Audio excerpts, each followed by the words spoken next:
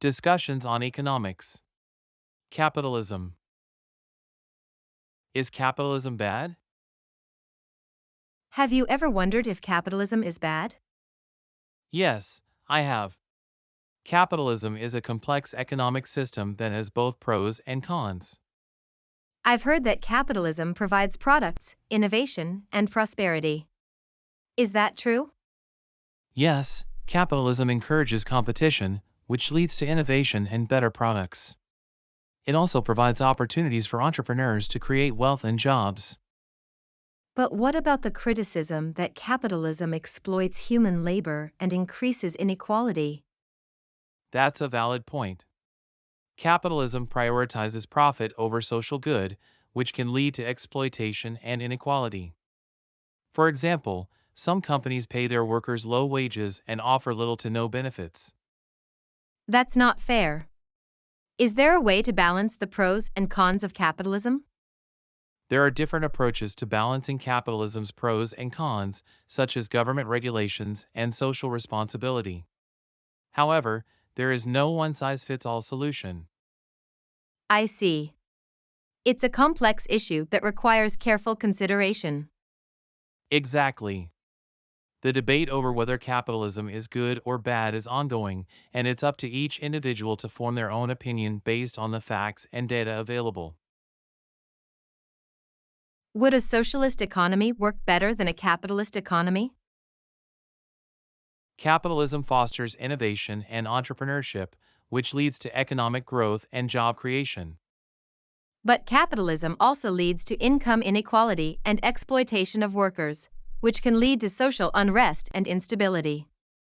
Socialism, on the other hand, emphasizes equality and collective ownership, which can lead to a more just and fair society. But socialism can also lead to inefficiency and lack of innovation, which can hinder economic growth and job creation. But did you know that some of the most successful and prosperous countries in the world, like Norway and Denmark, have socialist elements in their economies? Yes, but those countries also have capitalist elements in their economies, such as private enterprise and market competition. That's true, but those countries also prioritize social welfare and have strong safety nets for their citizens. But wouldn't a socialist economy lead to more government control and less individual freedom? Not necessarily. Socialism can still allow for individual freedom and initiative while ensuring that basic needs like healthcare and education are met for all. But wouldn't a capitalist economy be more efficient and better at allocating resources? Efficiency is important, but we also need to consider the ethical implications of an economic system that prioritizes profit over people. I agree that ethics are important, but we also need to consider the practical implications of an economic system that relies on government intervention and regulation. But regulation can be necessary to prevent abuses of power and protect consumers and workers. Would a socialist economy work better than a capitalist economy? Do you think capitalism is an ally or adversary in the battle against climate change? It's a complex issue.